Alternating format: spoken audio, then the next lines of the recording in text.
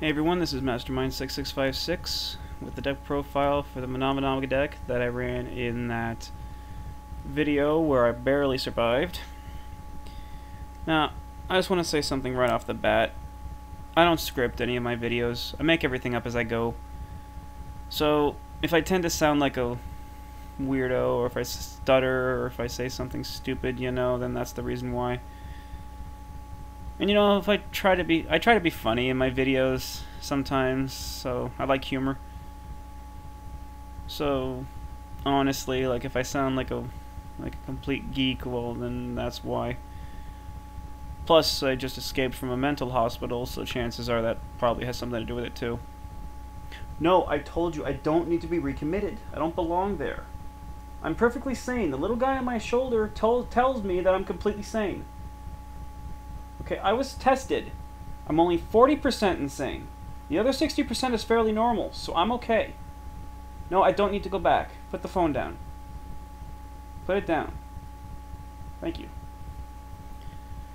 So yeah, sorry about that.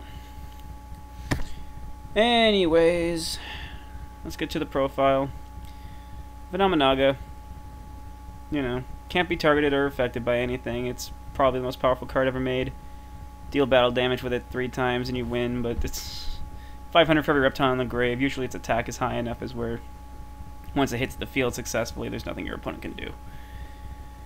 2 Vennominaga needs to be destroyed to summon Vennominaga with Rise of the Snake Deity. Crucial card. 3 Venom Cobra to summon with Rescue Rabbit and to use for King of the Feral Imps. Very handy. 3 Worms X, another reptile, lets you summon, or lets you send Wormjagen to the graveyard. Very useful for fueling the graveyard. Plus, if your opponent has a monster on the field that's slowing you down, then you can always bring Jagen back if the only monster you control is Zex. However, once it does that, it gets removed from play later on, so it takes away attack power from Vennominaga, but if you're in trouble, it's there in a pinch. 2 Kagetokage, special summoned if you normal summon a level 4 monster. Very handy for summoning King of the Feral Imps. Rescue Rabbit again for summoning Cobras to go into your Imps. And 2 Cards, very good for draw power. You have Wabakus, so it protects you. Plus, if you take a little bit of damage, whoop-de-doo. 3-Pot of Duality. You get that in your opening hand. You're not going to special summon, really, unless you can go for King of the Feral Imps. But if you need a card, go ahead, use it. 1 turn isn't going to make that much difference. 3 Upstarts, again. Who cares about your opponent's life points? You get Vennominaga out, and that's it anyway. 2 Snake Rain to fuel your graveyard with reptiles. Gold Sark to help you search out what you need to summon it. 2 Shard of Greed. Great card in this deck. It's a distraction card. If your opponent doesn't destroy it, then you get 2 cards. If they decide to waste a resource destroying it, well, all the better for you, because then the greater chance that your Rise of the Snake Deities and Limit Reverses survive. 2 MSTs. Get rid of some back row. Solemn Warning is still dangerous. You don't want Vennominaga being negated, because that would suck.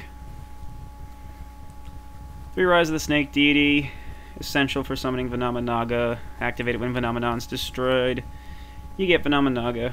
It's beautiful. Limit Reverse, bring back Vennominon, switch it to defense during your turn. It dies, there's your Vennominaga if you have Rise.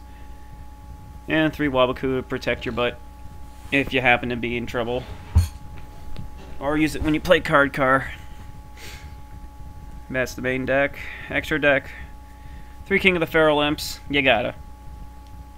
2 level 4 monsters, like I said, Kagetokage. And a level 4, or 2 Venom Cobras off Rescue Rabbit. Detach your material off him to grab a reptile from your deck and add it to your hand. It's really good for getting out Kagetokage when you need him. And for just thinning out the deck. Even if he gets destroyed by your opponent, who cares? It's an extra reptile for you to have later. The rest of the extra deck doesn't really matter. You Diamond Dire Wolf, Pearl, Utopia, Maestroke. Evolve Chain, Cowboy, Pappy Operative, the basic stuff. It doesn't really matter what the rest of them are. You could put in some rank 8s or rank 10s if you feel like you can get out 2 Vennominagas and 2 Vennominons, you know, whatever you want. But King of the Feral Imps 3 is essential. So, there it is. Nothing too special. It's pretty much the generic build you'll see nowadays for Vennominaga. I just ran it at my locals. It got me into the top, but it didn't win. But it was fun to run. It's always fun watching your opponent squirm when you get out Vennominaga. I mean, damn. I mean, I did a whole video about her just to show how badass she is, plain and simple. So that's it.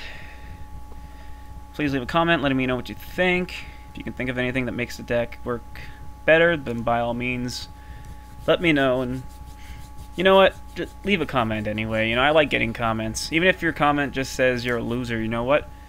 I'll probably give it a thumbs up and agree with you completely. But, you know, I like knowing what you people think. Whatever. And, yeah, that's about it. If anyone has any suggestions for videos you want me to do, you know, whether it's dragon related or not dragon related, I don't care. I'm planning on building a big-ass dragon deck using Kid Moto Dragon. Thing's a powerhouse. But I'll get to that next week. And one more quick thing.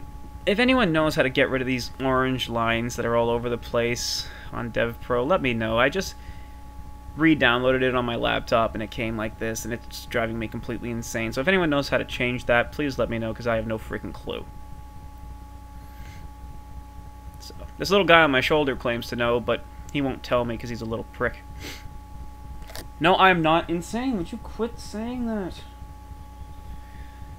Sorry. Anyway, that's all I got for today. So leave a comment, let me know what you think, and until next time, have a good one.